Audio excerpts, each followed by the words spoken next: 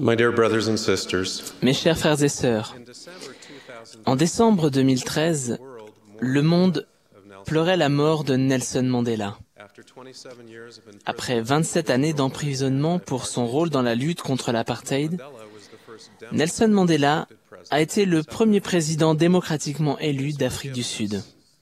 Son pardon envers les personnes qui l'ont emprisonné a été remarquable.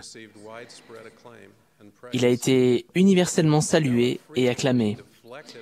Il refusait souvent les éloges et disait « Je ne suis pas un saint », sauf si vous considérez qu'un saint est un pécheur qui continue d'essayer.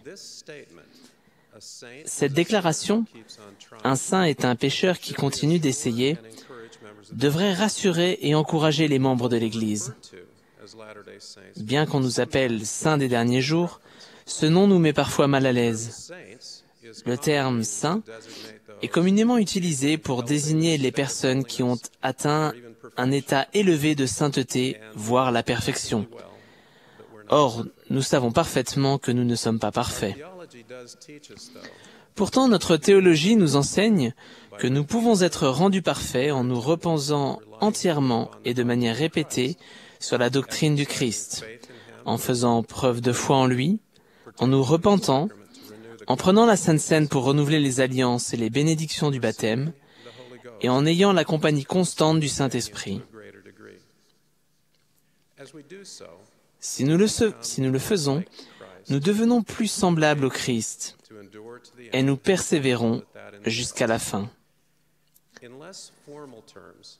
En des termes moins formels, Dieu se soucie beaucoup plus de la personne que nous sommes et de la personne que nous allons devenir que de la personne que nous avons été. Il veut que nous continuions d'essayer.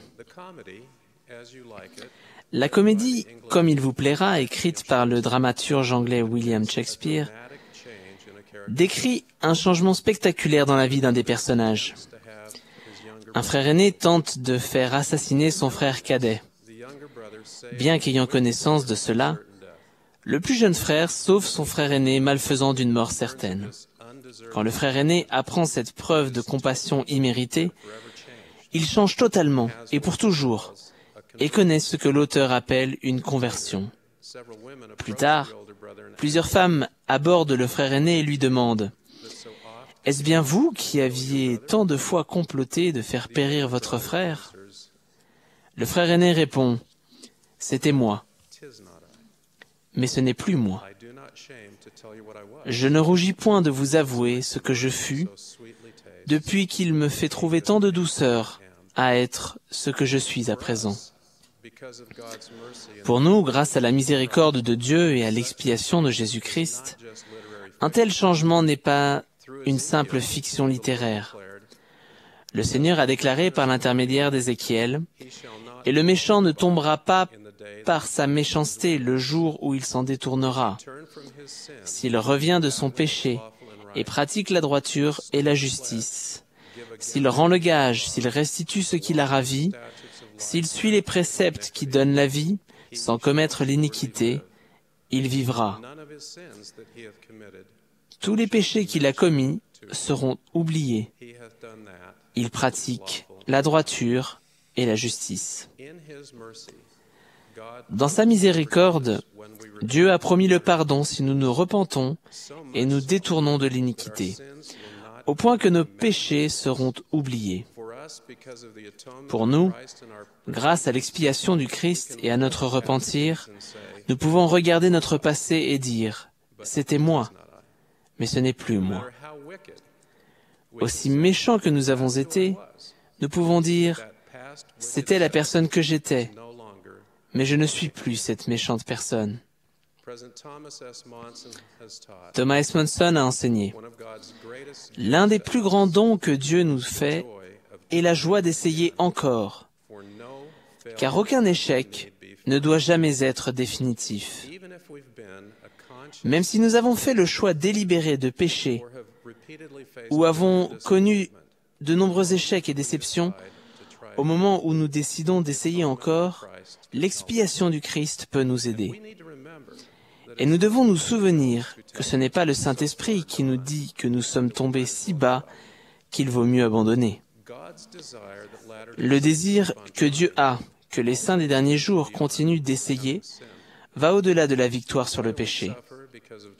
Que nos souffrances soient causées par des relations troublées, des difficultés financières, ou la maladie ou par les péchés d'autres personnes, l'expiation infinie du Sauveur peut même, et peut-être tout particulièrement, guérir les personnes innocentes qui ont souffert.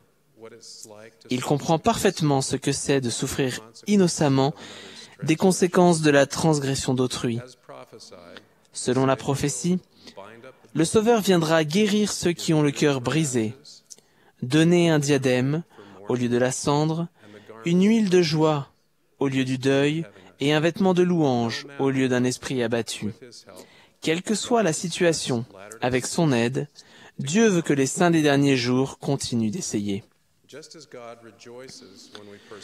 Tout comme Dieu se réjouit lorsque nous persévérons, de même, il est déçu lorsque nous ne reconnaissons pas que les autres essayent aussi.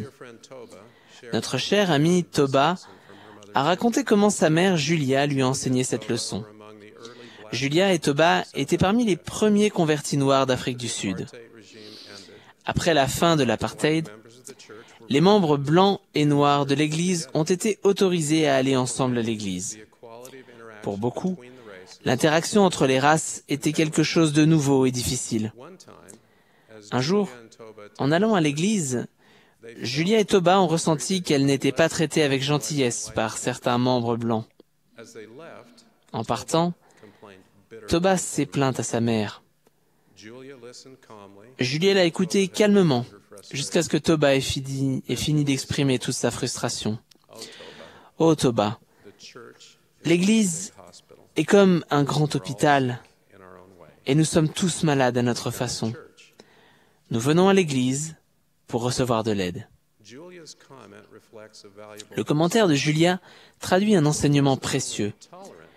Nous ne devons pas simplement être tolérants, tandis que les autres travaillent sur leur maladie personnelle. Nous devons aussi faire preuve de gentillesse, de patience, les soutenir et être compréhensifs. Tout comme il nous encourage à continuer d'essayer, de même, Dieu attend de nous que nous accordions aux autres la possibilité de faire de même, à leur propre rythme. L'expiation opérera dans notre vie dans une mesure encore plus grande. Nous saurons alors qu'en dépit des différences, nous avons tous besoin de la même expiation infinie. Il y a quelques années, un jeune homme formidable du nom de Curtis a été appelé à faire une mission. Il était le type de missionnaire que chaque président de mission demande dans ses prières. Il était concentré et travaillait dur. À un moment, on lui a donné pour compagnon un missionnaire qui était immature, maladroit socialement et pas particulièrement enthousiasmé par l'œuvre missionnaire. Un jour qu'ils étaient à vélo, Curtis a regardé en arrière et a vu que son compagnon était descendu de son vélo sans raison apparente et marchait. En silence, Curtis a exprimé sa frustration à Dieu. Quelle corvée c'était d'avoir un compagnon qu'il devait traîner pour accomplir quoi que ce soit. Quelques instants plus tard, Curtis a reçu une profonde inspiration, comme si Dieu lui disait « Tu sais, Curtis, comparé à moi, tous les deux, vous n'êtes pas si différents. »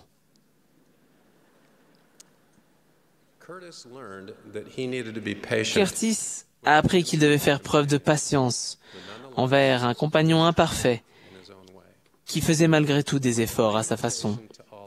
Mon invitation à nous tous est que nous évaluions notre vie, nous repentions et continuions d'essayer.